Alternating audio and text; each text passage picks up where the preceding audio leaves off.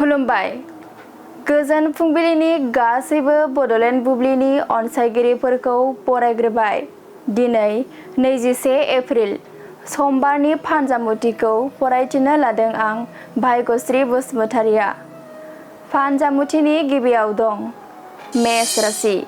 जिउनि गेदेर आनजादखौ उथ्रिसारनो हागोन। नखराव रंजानाय फैगोन। बृष राशि। फारफ्रोमथिंबो सुथुरा नोंथांखौ गाज्रि नोजोर होगोन। नोंथांनि जिउआव सुथुरा बांगोन। मिथुन राशि। नोंथांनि जाफुंसारनायाव बिमानि सुखु फैगोन। नखराव बयनिबो सोमोन्दोआ गोरा जागोन।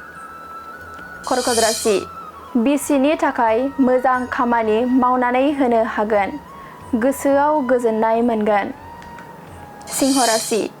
मोजां हाबा मावनायनि मोजां फिथाइखौ मोनगोन।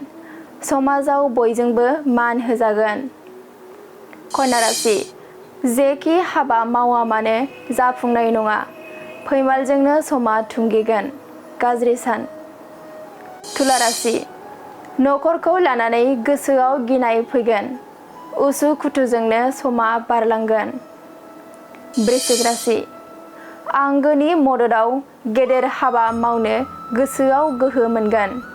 साननाया जाफुंसारगोन। धनु राशि। इयुनखौ साननानै गेदेर जिंगायाव गोग्लैगोन।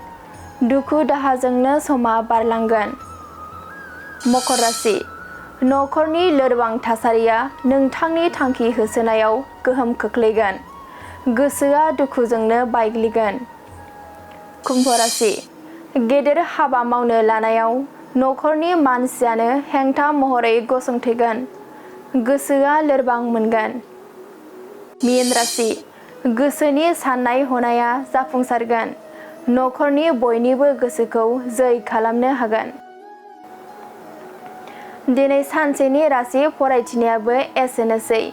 आसा खालामो नोंथांनि दिनैनि साना मोजाङै मोजां थांगोन बेखौ बड'लेण्ड बुब्लि नखरनिफ्राय मिजिंथिबाय। गोजोन्थों।